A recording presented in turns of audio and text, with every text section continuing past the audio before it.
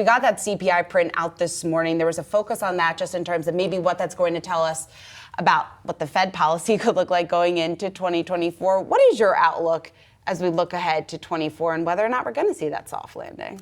It's a great question, Shauna. I think a lot of people are divided into the soft landing and the hard landing camp, but there's actually a third option here, and it's no landing. And so what happens if 6 months from now, the labor market hangs in there, and we saw the confirmation of that last Friday, and inflation, that progress starts to stall out? What does that mean for the Fed? I don't think they're going to be going as much as the market prices today, which is over 100 basis points of rate cuts through the end of the year of next year. That risks fueling, actually, more economic activity and potentially inflation, which is the exact opposite of what Chair Powell wants right now. Yeah, and so ultimately, I mean, as you continue to think about what the Fed's tenor, how it may shift, when that may shift, what are your expectations there? I think tomorrow's meeting is going to be a big one. And the reason why is because coming into this meeting, the Fed was saying we're going to only cut once next year via the dot plot.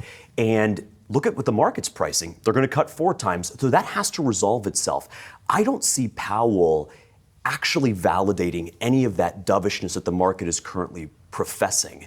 And so what we'll expect to see is not a hawkish meeting in absolute terms, but relative to what market consensus is at the moment in the rates market, it will be a hawkish meeting tomorrow. So what do you think that's going to do then for volatility and looking beyond tomorrow and beyond the next couple of trading days out into 2024 if the market's being a bit too aggressive in pricing of the rate cuts? That's the million-dollar question, right? My former boss, David Einhorn at Greenlight Capital, had an old saying that good things happen to cheap stocks. The corollary is bad things happen to expensive stocks.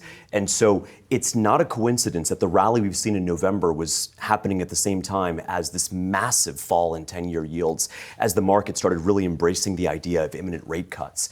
As that starts to unwind, what happens to stocks in the first quarter? That's going to be a really important thing to watch.